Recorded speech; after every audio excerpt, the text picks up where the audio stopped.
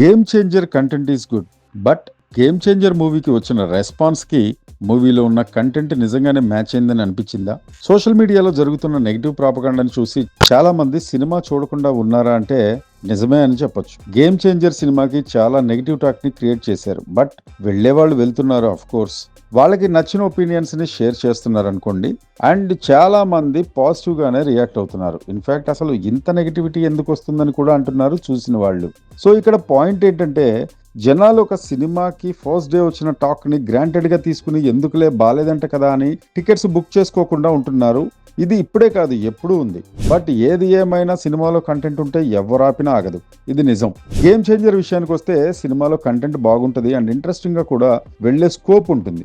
But ఇంత experience ఉన్న శంకర్ గారు అసలు ఎందుకు ఇలా ప్రెజెంటేషన్ ఇచ్చారు ఈ సినిమాకి అని అర్థం అవ్వట్లేదు. ఒకే ఒక్కడు ఏ రేంజ్ లో అయితే ఉంటుందో గేమ్ చేంజర్ కూడా అదే రేంజ్ లో ఉండాల్సిన cinema. But game changer execution మాత్రం అసలు శంకర్ గారే తీసారు ఆ సినిమా అన్నట్టుగా ఉంటుంది. ఏదో సీన్ ఎండ్ చేసేద్దాం, నెక్స్ట్ సీన్ లోకి వెళ్ళిపోదాం అనే ఇంటెన్షనే ఎక్కువ కనిపించింది. ఎలాంటి సీన్ కైనా ఎండింగ్ చాలా ఇంపార్టెంట్. అప్పుడే ఆ సీన్ కి ఒక హై ఉంటుంది, ఎస్పెషల్లీ కమర్షియల్ సినిమాల్లో.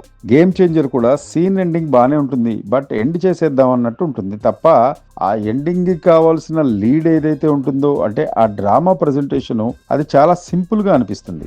ఒక అప్కమింగ్ డైరెక్టర్ అలా చేశారంటే అనుకోవచ్చు, బట్ ఇలాంటి జానర్ లో ఎంతో ఎక్స్పీరియన్స్ ఉన్న శంకర్ గారి నుండి ఇది ఎక్స్పెక్ట్ చేయలేదు. మంచి మంచి హై మూమెంట్స్ ఉన్నా కూడా చాలా నార్మల్ గా అనిపిస్తాయి. ఇది డెఫినెట్ గా లేజీ డైరెక్షన్ అని ఈజీగా చెప్పొచ్చు. నా పాయింట్ ఆఫ్ వ్యూలో గేమ్ చేంజర్ మూవీ ఒకే ఒక్కటి లాంటి పవర్ఫుల్ మూవీ.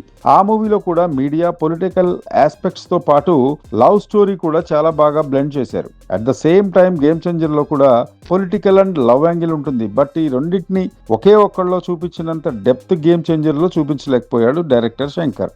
సత్తా ఉండి కూడా ఎందుకు ఇలా చుట్టేశాడన్నది తెలియదు. మరి ఇది తెలియక చేసిన తప్పు కాదు, తెలిసి చేసిందే అని అర్థమవుతుంది. Stay tune for more filmy బాతా కానీ.